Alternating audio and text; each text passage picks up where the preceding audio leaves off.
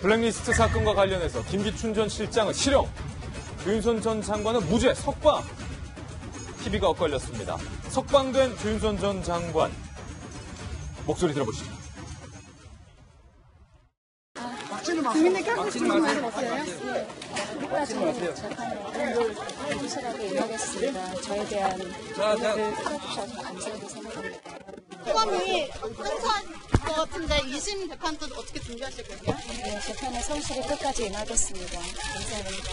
블랙리스트 피해 받으신 분들한테 해주세요.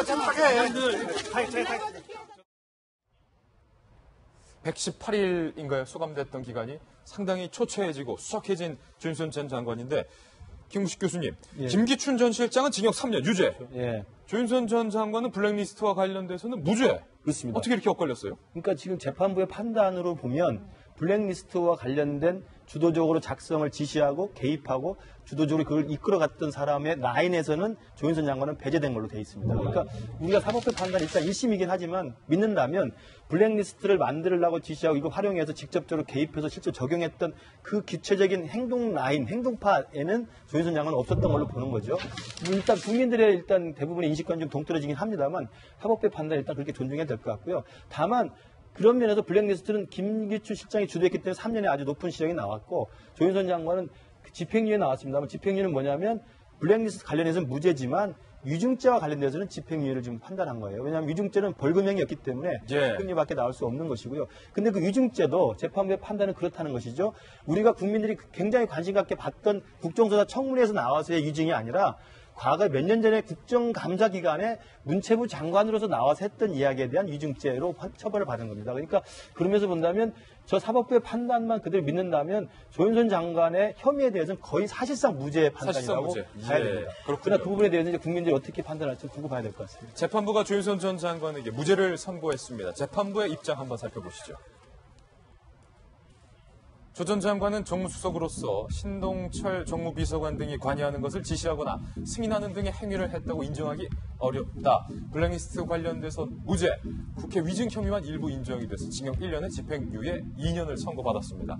국정농단의 핵심 한 축이었던 블랙리스트와 관련돼서는 어떻게 보면 정치인 조윤선이라는 사람에서는 이젠 블랙리스트와 관련된 것은 전혀 무혐의가 선고가 된 거나 마찬가지인데 김영주 전 의원, 동료 의원이시기도 하잖아요. 예, 무죄 어떻게 보십니까?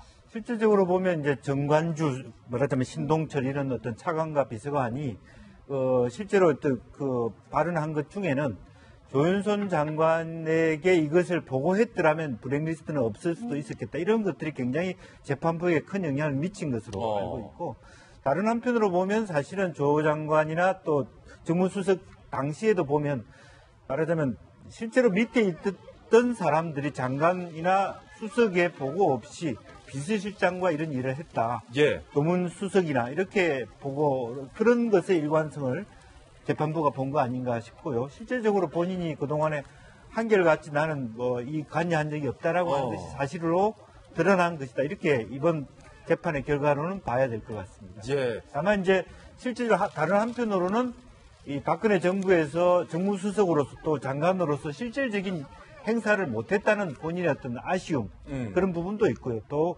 정무수석을 하기에는 사실은 전체적인 조윤선 당시 수석이 정치적 역량을 많이 갖고 있지 않은 상태에서 사실은 수석을 했지 않느냐 그런 생각도 들게 됩니다. 바로 이 부분인데 김명민 박사님, 내가 정무수석을 했고 문체부 장관을 했는데 블랙리스트 사건에 내가 영향력을 미치지 않았다는 말은 반대로 해석해보면 문체부 장관으로서 정무수석으로서 막을 수도 있었는데 그것을 전혀 못 막았다. 네. 장관으로서 영향력이 별로 없었다. 이런 말이기도 한 거죠.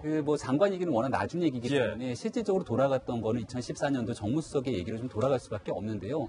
그 당시 정무수석실에 있는 비서관들이 사실상 조윤선 그 당시 수석에게 제대로 보고하지 않았던 거예요. 그 당시 비서관이 재판을 받으면서 이런 얘기도 하거든요. 차라리 그 당시에 조윤선 수석에게 보고를 제대로 했더라면 조윤선 수석이 이것을 막았을 것이고 그럼 이렇게 재판에 쓰지도 않았을 거라는 얘기가 나왔기 때문에 그게 재판의 결과로서는 산작이 됐다는 겁니다. 그 당시에 조윤선 정무수석의 역할들을 가만히 지켜보게 되면은 박근혜 전 대통령 같은 경우는 영부군이 없는 상태이지 않습니까? 그래서 그 당시에 외국에서 여러 사람들의 해외 정상들이 오게 됐을 경우에 해외 정상의 영부인들을 맞이하는 역할을 하게 된다거나 뭔가 이제 박근혜 전 대통령 옆에서 보좌하는 역할을 치중했던 거지 네. 정무수석의 본연의 기능을 하진 좀 않았던 것 같아요. 그러다 보니까 그 당시에 굉장히 이례적으로 정무수석이 있는데 정무특보 3명을 임명을 하게 됩니다. 국회의원을 가지고. 그래서 이게 조윤선 전 장관을 무시하는 거 아니냐 뭐 이런 얘기까지 나왔던 건데 결과론적으로 1심 재판부의 판결이 나왔던 거는 이 내용에 대해서 블랙리스트를 작성하고 이거로 문화예술계 지원에 배제한 혐의 이거는 김기춘 전 실장을 비롯한 사람들에 대해서 중형을 선고한 거지만 적어도 그 과정에 조윤선 장관이 개입돼 있다라는 부분들을 찾지 못했다라는 거거든요.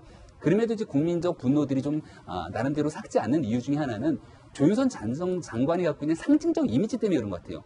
박근혜 전 대통령이 후보로서 대통령 당선될 때 바로 옆에 있었고 또 박근혜 정부의 신데렐라고 불릴 정도로 수석의 장관을 2번이나 했던 그런 상징성 때문에 야 이게 몰랐다는 게 말이 되냐라고 얘기를 하지만 적어도 일단은 사법부의 1심 선고가 나왔기 때문에 재판부의 판결을 좀 존중해야 되지 않을까 생각합니다. 블랙리스트와 관련돼서도 박근혜 전 대통령이 직접 지시하거나 박근혜 전 대통령이 직접 기획했다라는 것은 혐의가 없다. 뭐 사법부는 이렇게 판단했어요. 그렇죠. 김기춘 실장이 이제 3년을 받았는데 그러면 박근혜 대통령의 지시가 있었다면 이제 공모관계가 성립을 하는데 그 공모관계가 없었다고 판단했습니다. 예. 적어도 박근혜 대통령이 지금 재판을 받고 있는 13개의 혐의 중에서 블랙리스트는 이제 이 김기춘 실장의 판결로 보면은 이제 무관한 걸로 해서 뭐 그렇다고 그것이 박 대통령의 다른 어떤 혐의나 어떤 재판 결과에 영향을 미칠 정도의 큰 것은 아니지만 어쨌든 블랙리스트는 관련 없고 김기춘 실장이 본인이 굉장히 그 우파의 뭐 검찰총장 출신의 우파의 어떤 굉장히 그 중심적인 인물로서 뭐 좌파 척결이라든가 이런 거에 대해서 아주 소명감을 가지고 있었던 분이고 그러기 위해서 자발적으로 또 비서실장을 하면서 소위 박 대통령이 잘 나서지 않았으니까 일을 하지 않으셨으니까 그 권위를 이용해서 김기춘 실장 중심으로 블랙리스트가 작성이 되고 좌파 지식인들을 배제하지 않았나 이런 것이 사법부의 판단이고요. 실제로 뭐 여러 번 얘기가 나왔지만 블랙리스트나 지원 배제는 정권이 바뀔 때마다 조금씩 있었습니다. 예를 들어서 어느 정보가 되면 어느 정도는 뭐 방송에서 출연을 못하거나 뭐 지원을 못 받거나 이런 것이 있었습니다. 그런데 이렇게 암암리에 살짝 있었지 이렇게 만 명이면 우리 그 문학에 있는 사람들 뭐 절반 이상쯤 될까요? 만 명 되지도 않은 사람을 거의 다 집어넣는 식으로 무식하게 했던 것은 없었는데 이런 거에 대해서는 뭐 사법부가 엄정하게 그 죄를 묻고 단죄하고 민주주의를 파괴하는 것이라고 어저께 서명을 했습니다. 화려했던 무소불위했던 왕 실장의 끝없는 추락의 모습을 보는 것 같아서 한편으로는 굉장히 유감스럽고 한편으로는 좀 안타까운 도의적인 측면도 있는데 하여튼 권력을 갖고 있는 자리 앞에 왕자가 붙으면 이래서 안 되는 거예요. 왕 실장, 왕 비서관 이러면 안 되는 건데